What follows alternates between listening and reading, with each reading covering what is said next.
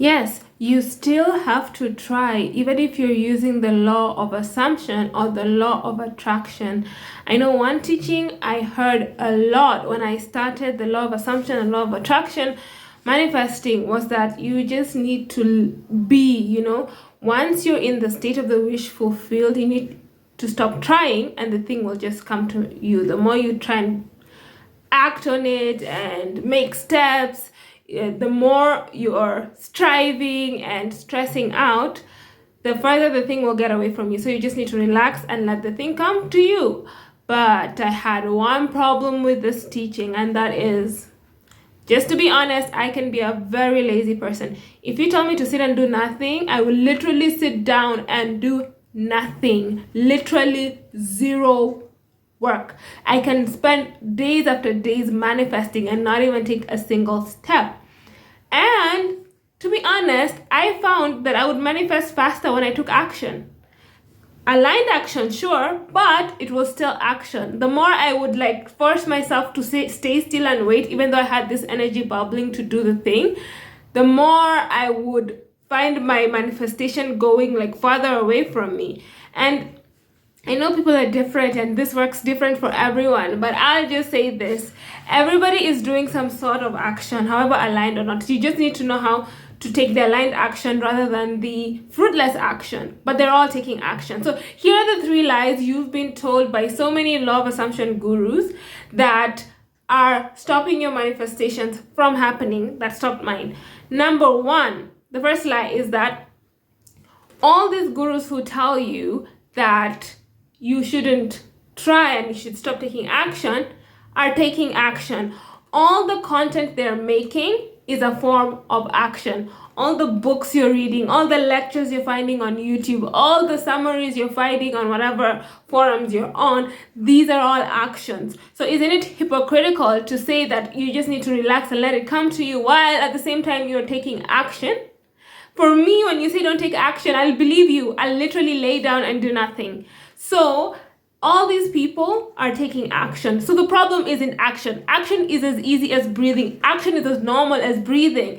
In fact, the more I manifest, the more action I want to take. That's what I've noticed with myself. Whenever I'm manifesting something, I suddenly start getting ideas. I start getting creative and I do the thing. And the time will come when I just need to relax and let the actions that I've taken snowball.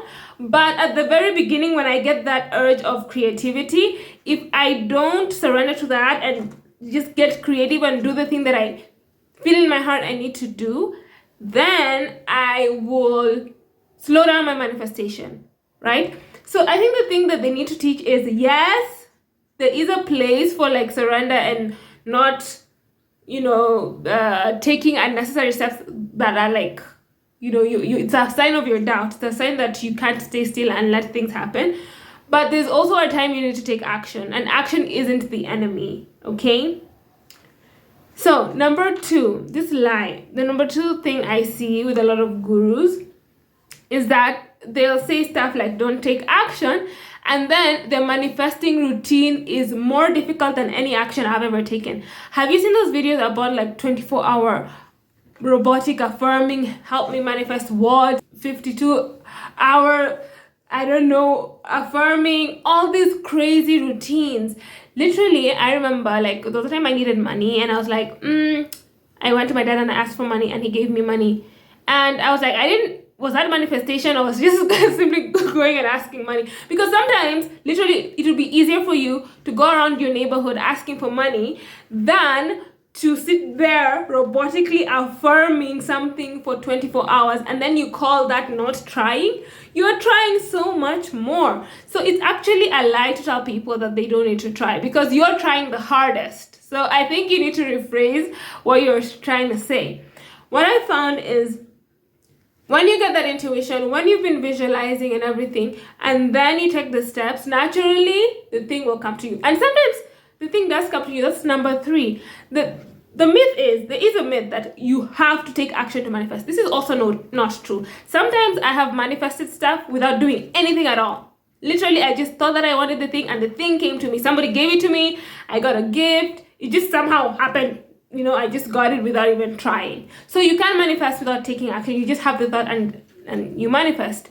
So, but that being said, anybody who emphasizes manifesting and then discredits taking action, this person is most likely not manifesting holistically. Like, is every area of their life thriving? This is the questions you need to ask yourself.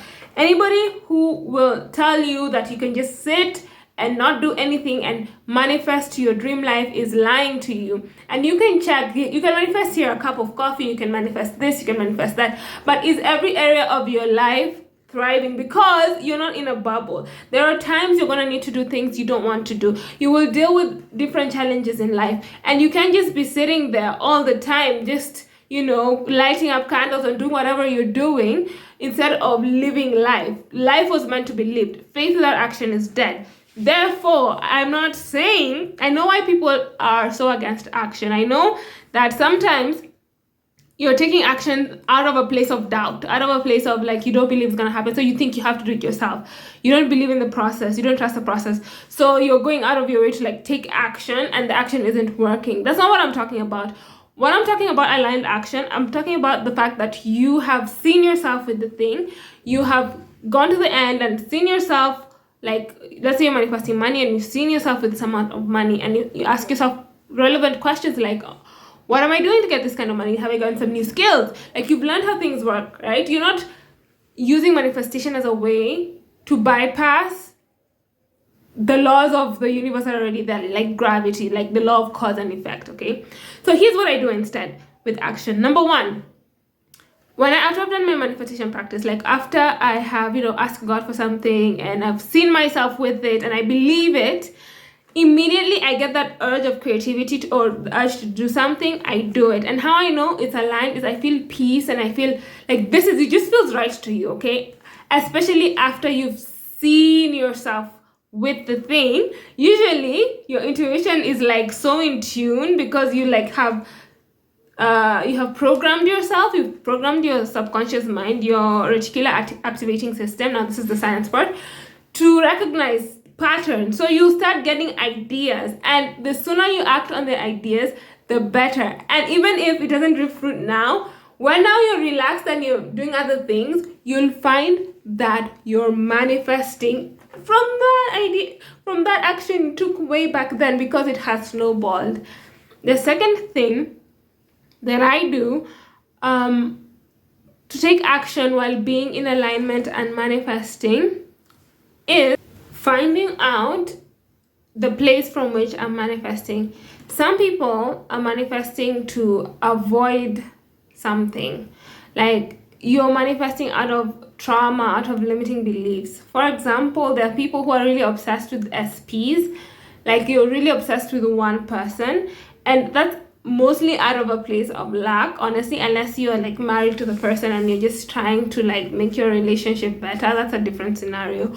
But if you're seriously just obsessed with somebody who's not even like, you're not even dating that person, but you're super obsessed with them, like, this is, sometimes you don't need manifestation, you just need to go see a therapist. I'm sorry, but this is the truth.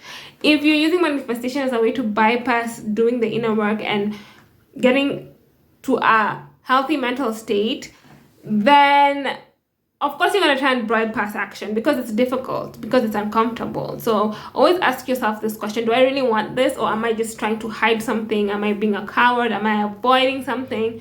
And then you'll find out that when you deal with that, some things that have been blocked, you feel that have been blocked in your life, will open up.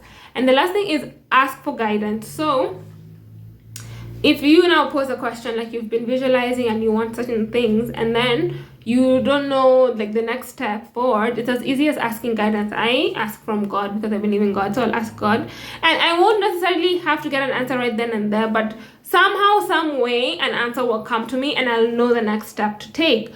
So don't be afraid to ask for guidance.